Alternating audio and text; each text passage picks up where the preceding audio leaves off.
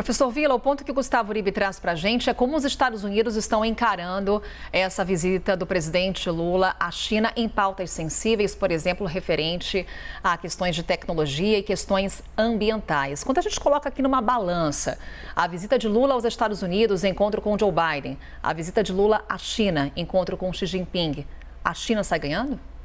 O Brasil que sai ganhando. Certamente os acordos, que ainda não sabemos em total com a China, mas é possível presumir alguns deles, é uma visita muito mais produtiva do que a visita feita pelo presidente Lula aos Estados Unidos, né? Ou seja, as relações econômicas, portanto, entre Brasil e China, elas tendem a ser cada vez maiores. E o desafio vai ser como a diplomacia brasileira vai se equilibrar com a União Europeia, volto a dizer, com os Estados Unidos e com o Mercosul, né? Lembrar também, por fim, eu vi que a cerimônia, eles acabaram de se retirar ali do local, e um banquete, eu estou, na verdade, interessado em que o Américo nos fale do banquete, viu?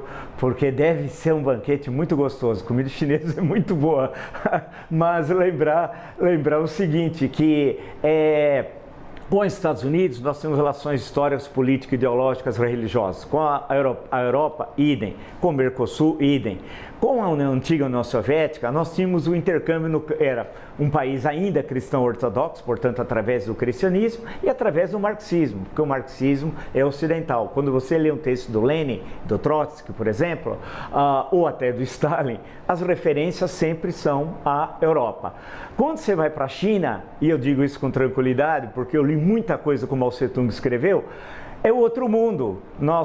A religião não tem nenhum caminho. O marxismo chinês não tem nada a ver com o marxismo ocidental, inclusive porque o Partido Comunista Chinês foi fundado em 1921, 2 anos após a criação da Terceira Internacional Comunista por Lenin em Moscou. Portanto, ele é produto de uma outra conjuntura histórica. Foram 12 pessoas que fundaram, um deles era o Mao Tse-tung. Então, quando você lê os textos do Mao sobre a contradição, sobre a prática, sobre a guerra popular prolongada, sobre a questão Yunnan, que ele nasceu em Yunnan, na província de Yunnan, todas as referências históricas é da história chinesa.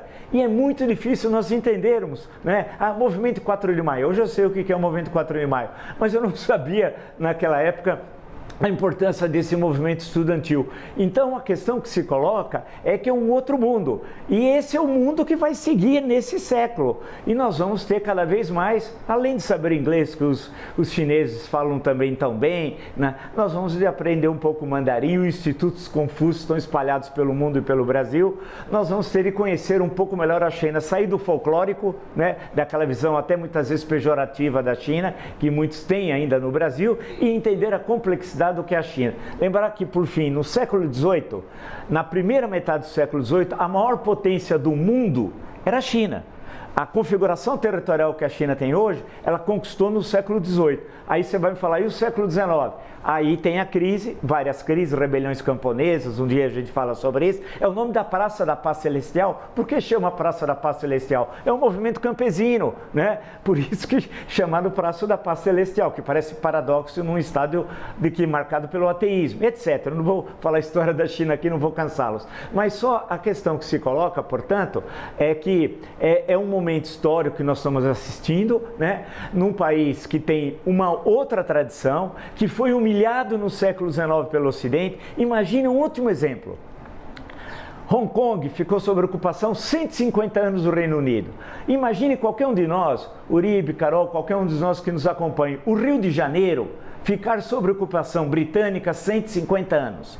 Imagine, se coloque no lado dos chineses, é uma humilhação, né? A guerra do ópio, né? O que o Japão, nós depois um dia podemos falar, né? Da invasão japonesa, da ocupação japonesa, das experiências genéticas, dos campos de concentração, do extermínio de milhares e milhares de chineses, dos estupros, o caso de Nanquim. Eu podia apresentar aqui um rol de 20 questões pavorosas da conquista da China. Então, hoje você tem o Xi Jinping é um nacionalista, muito mais do que um marxista. Eu li, desculpe, meio por cima, A Governança na China, 2 volumes. Meio diagonal, sabe? Leitura diagonal é assim, para dar uma olhada no que ele pensa. Ele é um nacionalista chinês e as referências fundamentais que ele faz são a história chinesa, grandes momentos da história chinesa. Então nós vamos ter também, nós no campo do jornalismo, de nos habituar a um outro mundo, assim como no campo financeiro, saber que tem o dólar, mas logo, nas cotações de câmbio, não vamos só olhar o dólar e o euro. Vamos olhar o yuan, né? E falar, pô, como é que está a moeda chinesa? O mundo mudou. O Brasil tem de entender isso, está entendendo. Agora, isso não significa, por fim, ficar sob dependência da China. Isso é outra coisa.